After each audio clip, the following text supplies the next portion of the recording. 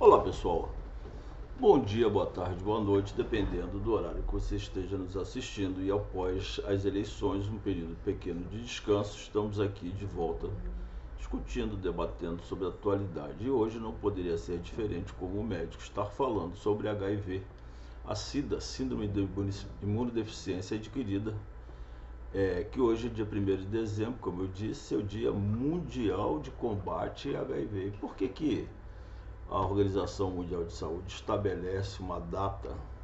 É para que a gente faça exatamente isso que a gente está tentando fazer aqui, falar sobre o HIV, né? Uma doença que nos apavorou na década de 80, 90, né? Uma doença que todo mundo durante esse período aí teve uma expectativa de 32 a 45 bilhões de pessoas infectadas até o final do ano passado, em que quase 97 mil pessoas morreram dessa doença. Isso dados até setembro, fornecido pela UNAIDS, que é o Programa Conjunto das Nações Unidas sobre HIV/AIDS.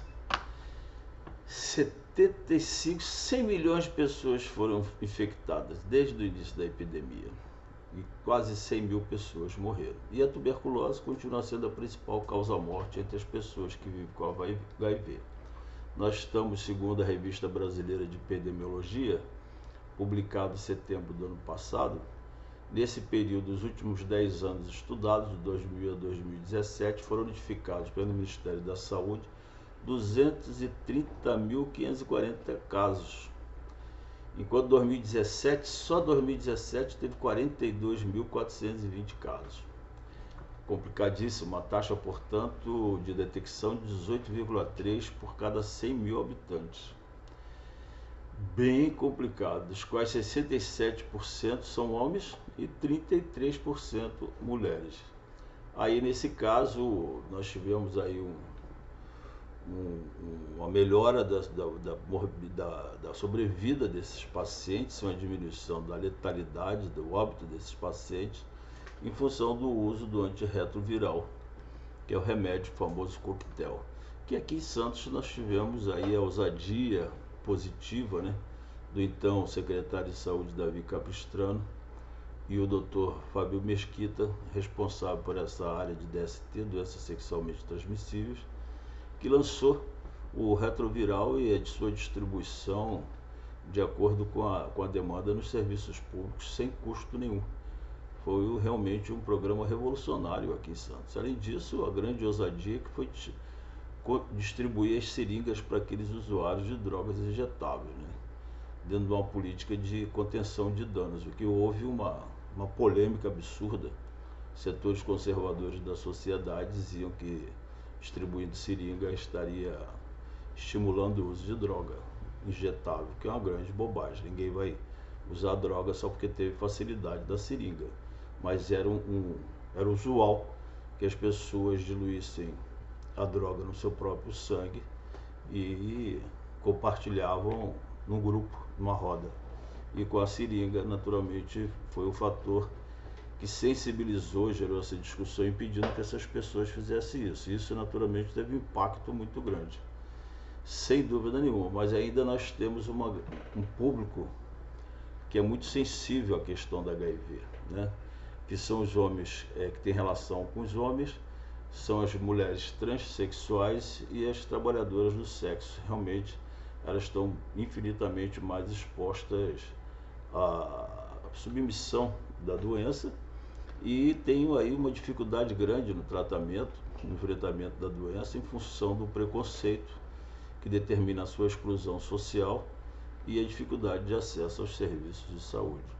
Eu quero ler para vocês a mensagem do Dr. César Nunes, ele que é o presidente da UNAIDS, que é o grupo de estudos para AIDS da OMS, e publicou hoje no site da OMS, publicou dia 27 de novembro, mas escreveu dia 27 de novembro, publicou hoje em função da data.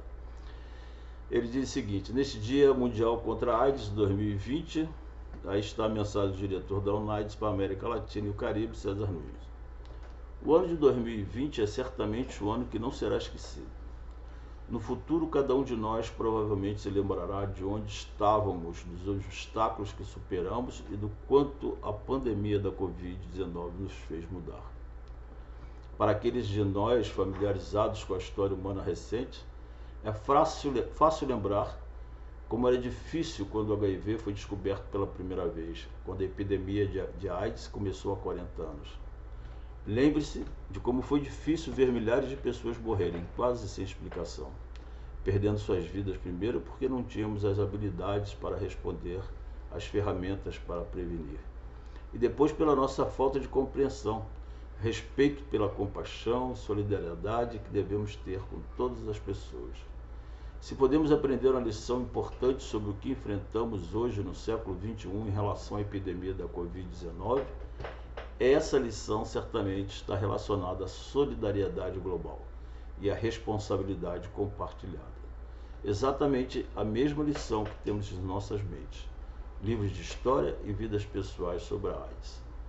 Ao comemorar o Dia Mundial da AIDS em 1º de dezembro de 2020, gostaria de convidar você a refletir sobre o seguinte: como você se solidarizou com aquelas pessoas que precisavam de apoio em tempos de Covid-19? Com a sua família, com as pessoas do seu bairro, no seu trabalho, na escola, na sua comunidade, na sua cidade, no seu país, no seu planeta. Há 4 décadas começamos a acumular lições importantes com a epidemia da HIV, mas parece que não aprendemos tudo, ou pelo menos não aprendemos o suficiente sobre como usar a solidariedade como parte de nossa vida cotidiana, como parte de nossas decisões diárias. É nossa responsabilidade individual e compartilhada refletir sobre os nossos papéis como cidadãos, como pais, mães, irmãos, irmãs, professores, tomadoras de decisão, especialistas, refletir sobre os nossos papéis como seres humanos na sociedade.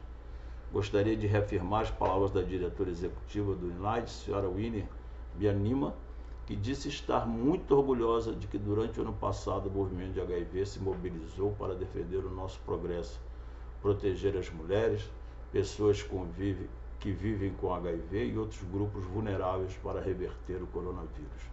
Eu não poderia concordar mais com ela. É a força das comunidades, inspiradas por uma responsabilidade compartilhada entre todos, que tem contribuído muito para as nossas vitórias sobre o HIV. Convido você mais uma vez a deixar essa força nos inspirar para seguirmos em frente e superarmos as barreiras que temos adiante. Vamos nos solidarizar com todas aquelas pessoas que precisam de nosso apoio e usar sabiamente este movimento como nossa inspiração, para podermos seguir em frente e não deixar ninguém para trás, como parte dos Objetivos de Desenvolvimento Sustentável e da Agenda 2030. Obrigado, César Nunes. Lembrando que, por conta de haver tratamento, controle, nós não temos cura também para HIV, para AIDS. O fato de ter controle na evolução da doença fez com que, especialmente a juventude, relaxasse na sua prevenção, no uso de preservativo e de camisinha, portanto fazendo sexo não seguro. Hoje há um crescimento grande da incidência de AIDS, especialmente também em senhoras maduras com mais idade, porque infelizmente alguns maridos saem, têm relação extraconjugal, se contaminam e trazem isso para dentro de casa. Não é incomum. É preciso ter consciência e, mais do que isso, empatia com o outro. Se proteger é proteger o outro e vice-versa. Um grande abraço.